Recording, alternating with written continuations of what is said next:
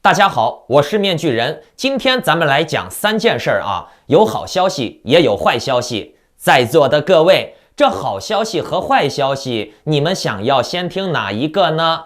咱们就先来讲坏消息吧。顺便呢，面具人也想给大家带来一些数据分析。好，先来给大家播报第一个坏消息啊，那就是狗屎币正式宣告死亡。大家来看图啊。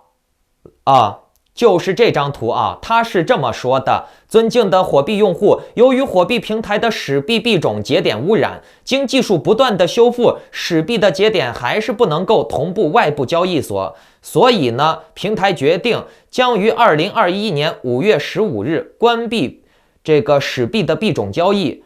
关闭交易后，平台会下架该交易对。因为该币种没有充值提币通道，请持有该币种的用户在币种对下架之前尽快兑换资产。币种下架之后，平台将清除该币种的数据。这则消息目前还无法验证真伪，但是呢，这则消息对狗屎币来说肯定是不利的。币圈就是这样，一切看消息。这些消息有可能是庄家互斗而散布出来的，也有可能利空利好消息都是一个庄家散布出来的。反正狗屎币目前已经暴跌，处于崩盘的边缘了。但是面具人我之前就已经说过了，各位在狗屎币开盘前夜撸一下，赚一点钱就可以了。这种工具币、空气币暴币的概率是很大的。你像什么屎币、牛币、猪币，每天都会有各种各样的不同的新花样的币种上市，然后呢，过不了几天，这些币就死翘翘了。所以说，这种币呢，只能玩几天就撤，它是有暴币的可能性的。大家觉得狗屎币是不是死了呢？觉得死了的请留言打1，觉得没死的请留言打2。不仅如此啊，狗屎币狂跌，从昨天到今天呀，各种各样的加密货币都在全线下跌。狗狗币最低都跌到了 0.35 了，快跌穿之前的支撑起爆点位了。如果说狗狗币跌穿了这个点位的话，也就意味着狗狗币之前的进量基本就放完了。如果还会继续往下跌的话，那就是接近崩盘了。不过呢，目前来看，这种下行趋势不一定是坏事儿。为什么？之前的放量放完了以后，等于说高位入场的人被洗到底儿了，狗狗币的市值没有出现巨大的变化，那么狗狗币下一次的上涨会更高，否则呢就是长期横盘。不过以目前狗狗币的热度来看，上涨也不是啥难事儿。为啥呢？节目最后我再给大家揭秘，不仅币圈狂跌啊，股市也在暴跌。那这是为什么呢？币圈股市都在跌，大家来猜一猜这是为什么？我先念个数据给你们听听啊。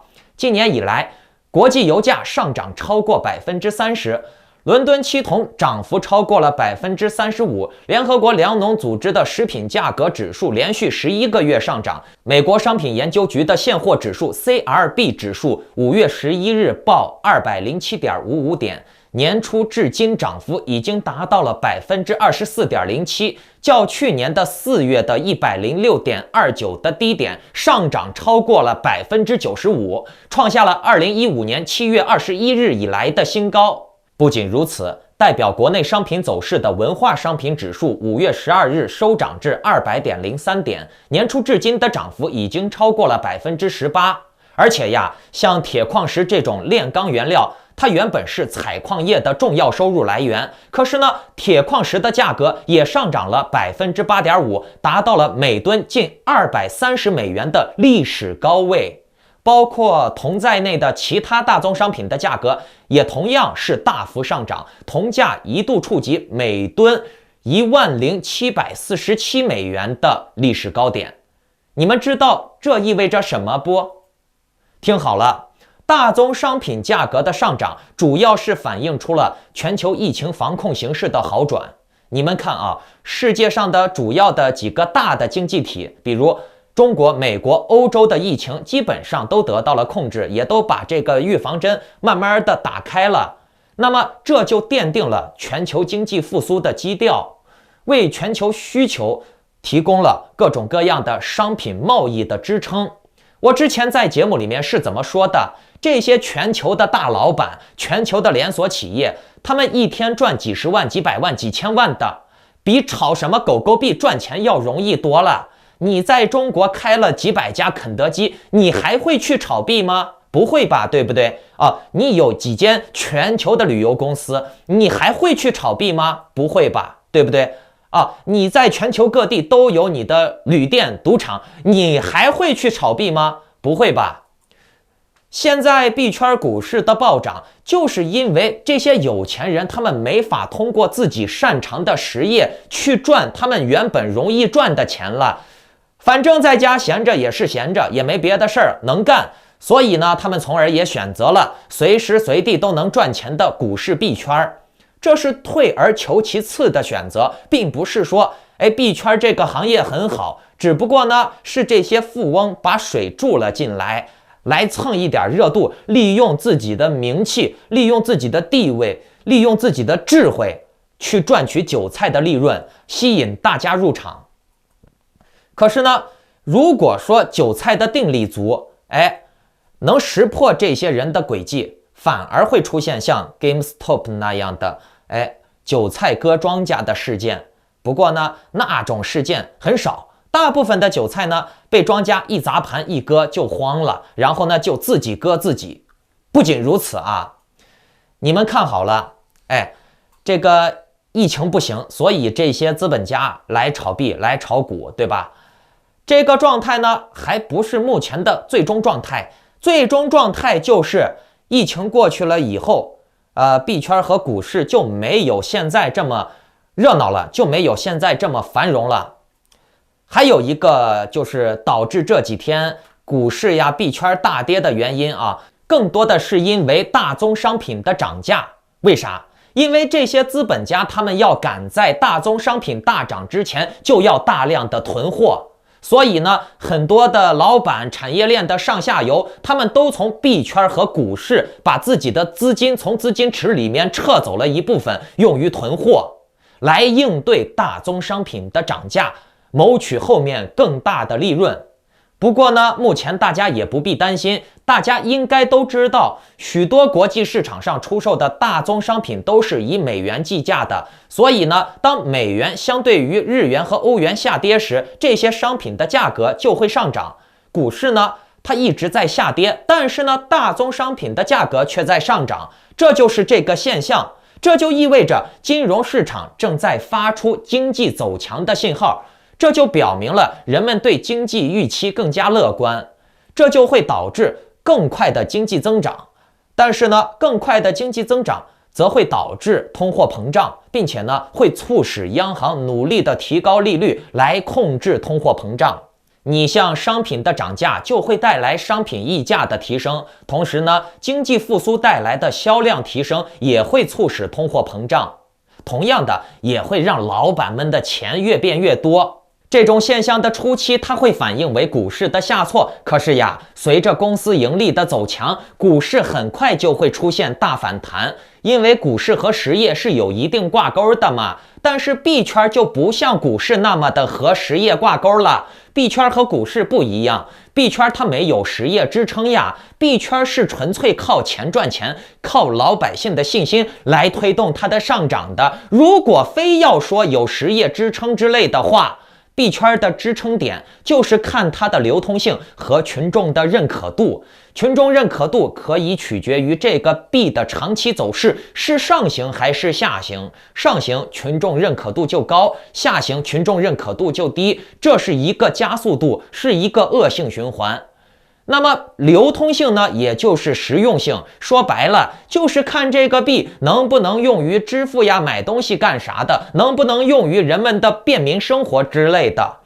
得益于马斯克的大力推广，狗狗币可以作为 SpaceX 的空间计划发射器的结算以及星际贸易用的支付货币。不仅如此呢，马斯克先生前几天还在推特发了一个投票，征询网民的意见。他的这个选票说的是，看看网民们是否赞同狗狗币用于特斯拉的支付。我们都知道，马斯克先生在上周的周六夜现场做节目的时候，遭遇了灰度的创始人巴里的截胡。巴里当时就高调的宣布了要做空狗狗币，而且建议大家把狗狗币里面的钱都取出来，投资到比特币里面。同时呢，巴里自己也加持了比特币。那这个事件呢，把马斯克先生搞得当时带着自己的老娘做节目，都没能够把狗狗币给拉起来，弄得是非常的难堪，非常的下不来台。当时面具人就放话了，马斯克先生3天之内必然会发推公布有关于狗狗币的好消息，马斯克先生必然会反击。结果呢，你们看啊，前2天马斯克先生分别说了要让狗狗币用于特斯拉支付，要让狗狗币用于 SpaceX 的开发支付。不仅如此呢，在今天呀，马斯克先生趁着美股下行的时候，趁着投资客的差心慌的趋势，马斯克先生就开始喊话了。美东时间本周3美股收盘以后呢，特斯拉的 CEO 马斯克突然在社交媒体上面宣布，特斯拉已经叫停了用比特币购车。他解释道，我们担心比特币的挖矿和交易会导致化石燃料，尤其是煤炭的耗费飞速增长。煤炭是所有化石燃料排放中影响最恶劣的，这样是非常不好的。听到没？这句话是杀人又诛心呀！马斯克趁着大宗商品涨价的风口，又说比特币太耗费这些大宗商品了，太浪费能源了，太污染环境了。这无疑就是对着比特币的要害捅刀子呀！而且呢，特斯拉还说了不用比特币来交易了。这也是捅了一记狠刀呀！同时呢，马斯克也表示，加密货币从很多层面来看都是好点子。特斯拉认为它非常有未来前景，但是呢，这不能够通过让环境付出重大代价来实现。特斯拉不会出售任何比特币，只要比特币挖矿尽快过渡到使用其他可持续能源，特斯拉就有意愿使用比特币做交易，否则呢，就是不行。同时呢，特斯拉还寻求使用比比特币节能更低的其他类型的加密货币。那这句话说完啊，没多久，比特币的价格就大跳水，24小时的跌幅达到了17%，从高位撤回了超过1万美元。并且呢，大家仔细品一品马斯克先生说的最后一句话啊。同时，特斯拉还寻求比比特币能耗更低的其他的加密货币。如果说比特币解决不了这个能耗的问题，特斯拉就不会用比特币，等于说是现在基本上啊，把比特币已经判到了半路死刑上了。那么能耗更低的加密货币，大家也都知道是谁。狗狗币是可以不用挖矿的。而且呢，狗狗币也自带通胀属性，每年5%，所以呢，狗狗币它就很适合作为稳定币、法币的。只不过呢，目前狗狗币的体量，它作为贸易货币还是小了一些。狗狗币想要作为贸易货币呢，它的价值至少要对标美元或者是欧元，也就是说，狗狗币至少要涨到1美金。所以呀，在座的各位，你们就不用担心狗狗币它的这个前景怎么样。大家对狗狗币的认可度在，狗狗币也没有各种各样的这种坏消息，并且呢，马斯克先生也一直在拉狗狗币，所以呢，你们就不要心慌了。钱是你自己的，钱在你自己的口袋里，你别听那些什么的机构放出来的网军，或者是一些酸民没有币的人啊，天天煽动你，忽悠你割肉。你割肉咋了嘛？你割肉他开心呀啊！真的是这个，仇家快呀，亲者痛呀，啊，你自己疼，但是别人又没啥损失，损失的是你自己，对不对？而且你也不要说什么，自己割了再煽动别人割，大家都割了，结果呢，谁获利？这些狗庄获利，是不是？我们可以看到啊，马斯克做空的威力真的太大了，让比特币跳水了1万美元。你看灰度的巴里，他使出了吃奶的劲儿做空，才让狗狗币跳水了多少吗？没多少吗？对吧？人家马斯克只用放一句话，比特币直接快死了，被捅了一刀。孰高孰低一看便知，对不对？巴里这次被马斯克架空，真的是要亏惨了。前天还在耀武扬威的想要打马斯克先生的脸，这一下呢，被马斯克直接釜底抽薪了，亏惨了，血亏。不仅如此呀，马斯克先生也对中共进行了一定的反击。最近呢，中共一直在搞特斯拉啊，天天都是抖音微博、腾讯在报道，不是这个特斯拉车祸了，就是那个特斯拉爆炸了，要么就是另外一个特斯拉冲到人家牛棚里了啊。针对这类的事件呢，也把马斯克搞得终于是受不了了。有消息报道，特斯拉已经暂停购买土地以及扩大其上海工厂，并使其成为全球出口中心的计划。听懂了没？特斯拉已经几乎要停止在中国搞扩建了，已经把中国的要搞一个全球最大的出口中心的这个计划要叫停了，这是非常狠的。而且呢，特斯拉也打算限制中国产量在全球生产中的比例，听懂了没？也就是说，特斯拉要让中国减产。哎呀，说到这儿了，面具人，我想多说两句啊。中国的这些民粹脑残们真的是，天天叫嚣要打砸特斯拉，要把特斯拉赶出中国。好呀，特斯拉赶出中国了以后，人家工厂搬走了以后，那你说这些赖以生存的人，在工厂里面上班的人，他们就失业了呀。你说害人不害己吗？你真的是害人害己呀。你把特斯拉赶走了以后，你靠啥吃饭？至少那些特斯拉工厂里面的那些人都要饿死了吧，都要短期内没工作了吧，对不对？那特斯拉要搬走工厂啊，也不是说单纯是因为一时之气，因为确实呀，特斯拉上个月被整了以后，特斯拉的股价业绩也都受挫了，马斯克先生本人也很恼火。你们看嘛，国内的抖音、微博各种的百度，天天都在播放各种各样的特斯拉的事故、故障车祸。现在搞得特斯拉的车好像就是纸糊的一样。那既然这样的话，面具人我就奇了怪了。你说这纸糊的车，它为什么还能够通过中共的检验部门而上市呢？你说奇怪不奇怪？哈哈。不过呢，无论如何，马斯克先生还是开始反击了，也让我们看到了他并不是软蛋，他并没有抛弃信任他的人。有恩必还，有仇必报。他并不是说拉着信任他的人去火葬场送韭菜。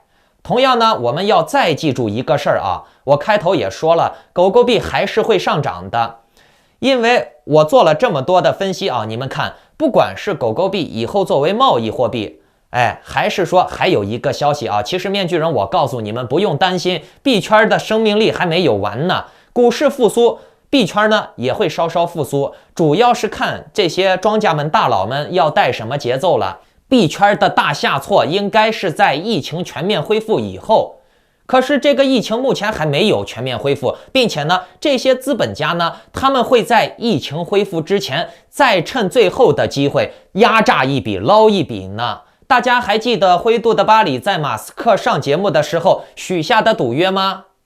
他说了，狗狗币如果在5月31号涨到$1，他就会捐钱出去。